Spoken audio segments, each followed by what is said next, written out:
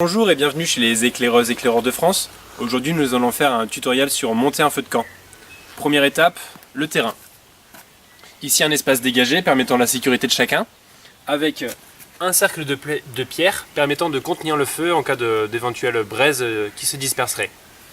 Plus loin en vert vous pouvez voir deux jolis seaux qui ont de l'eau à l'intérieur qui permettent éventuellement d'arroser le feu en cas de propagation disproportionnée. Et on va voir aussi le matériel dont nous avons besoin.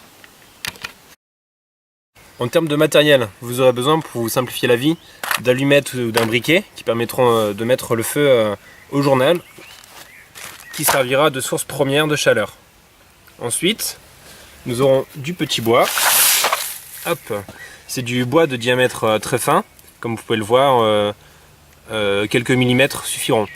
Ici, nous avons la chance, il a fait beau ces derniers jours, du coup le petit bois est assez sec. En cas de mauvais temps, vous pouvez trouver du petit bois sur les arbres, les branches mortes, etc. En aucun cas ne prenez du bois vert, qui aura de grandes difficultés à s'allumer. Après le petit bois, nous aurons des bois de différents diamètres, qu'on viendra superposer en couches successives, du bois moyen, du gros bois, qui sera source principale de chaleur et de flammes. Et donc la première étape va être de prendre le journal, non pas pour le lire, mais pour en faire des petites boulettes. Le tout étant de ne pas trop la froisser pour que l'air puisse circuler à l'intérieur et venir servir de comburant. On va prendre deux feuilles, ce sera bien suffisant. Alors on va commencer par construire une petite pyramide avec des premières branches. J'ai de la chance, j'ai trouvé une branche avec une fourche qui permet de faciliter la construction. Hop. Et hop, ça tient. Ensuite, on vient disposer tout autour vraiment les petites branches qui seront les premières à brûler. Donc là, avec la base de bois moyen, nous avons fait une petite pyramide autour de laquelle nous avons disposé le petit bois.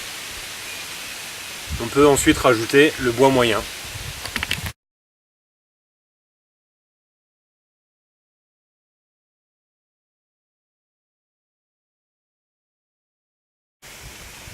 Donc là, on a mis une deuxième pyramide avec du bois d'épaisseur plus importante. Et ce qu'il faut surtout faire attention, c'est que la première pyramide soit assez proche de la deuxième pour que la deuxième puisse s'enflammer facilement. Ensuite, on va pouvoir venir charger davantage cette deuxième pyramide avec du bois un peu plus gros.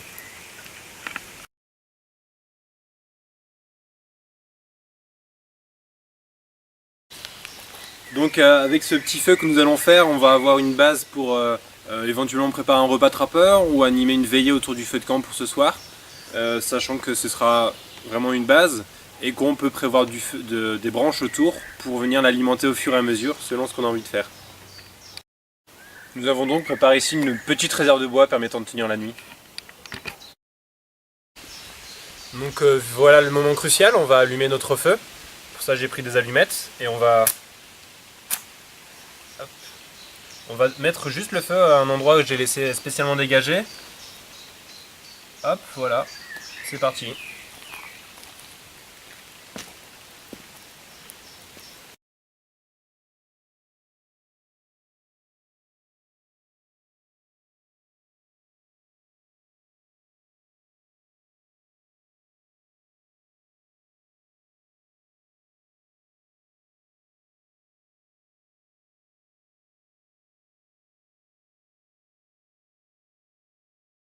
Donc voilà, notre feu est bien parti. On pourra venir l'agrémenter, le recharger en bois au fur et à mesure du déroulement et de la flambée de celle-ci, avec la réserve de bois qu'on aura préparée au préalable. Vous avez pu le constater, notre structure s'est effondrée avec la chaleur et les flammes. C'est quelque chose qui arrive forcément à un moment, juste maintenant. Auquel cas on n'hésitera pas à revenir, par exemple la branche là elle gênait tout à l'heure, on est venu la repositionner pour qu'elle permette la sécurité de tous. Et aussi, vous avez pu constater l'intérêt du cercle de pierre qu'on a préparé, qui délimite l'espace où une seule personne est autorisée à pénétrer pour se charger d'alimenter le feu et de le soigner comme il faut. Vous pouvez constater qu'on a, avec les seaux d'eau, des petits bancs sur lesquels viendront pouvoir se positionner les spectateurs, afin de profiter des flammes en toute sécurité. En parlant de sécurité, si vous préparez le feu avec des enfants, n'hésitez pas à leur rappeler plusieurs fois les règles qui incombent à la bonne gestion du feu, notamment l'espace, attention les distances, l'eau, etc. Il y a aussi la tenue. On ne fait pas de feu avec un jogging, un kawaii ou un polaire qui risque de prendre feu et de vous coller à la peau en fondant. Donc pour récapituler un petit peu tout ce qu'on a fait, on est venu d'abord positionner un journal, une ou deux feuilles, avec pas mal de petits bois qui prend feu rapidement. On est venu surcharger avec du bois moyen, puis le gros bois. Pensez à bien le serrer pour que le feu prenne facilement d'une strate à l'autre. Voilà, notre tutoriel sur le feu de camp touche à sa fin. J'espère qu'il vous aura plu et été instructif. Si vous voulez reproduire la même chose chez vous, assurez-vous que vous êtes dans une région où les feux sont autorisés, puisque certaines régions l'interdisent, notamment au sud de la France, pour des raisons que vous comprendrez, j'imagine. Je vous dis à bientôt sur d'autres tutos, sur d'autres techniques d'animation, ou sur d'autres méthodes avec le feu, et sur www.eedf.fr, ou sur nos formations toute l'année dans toute la France.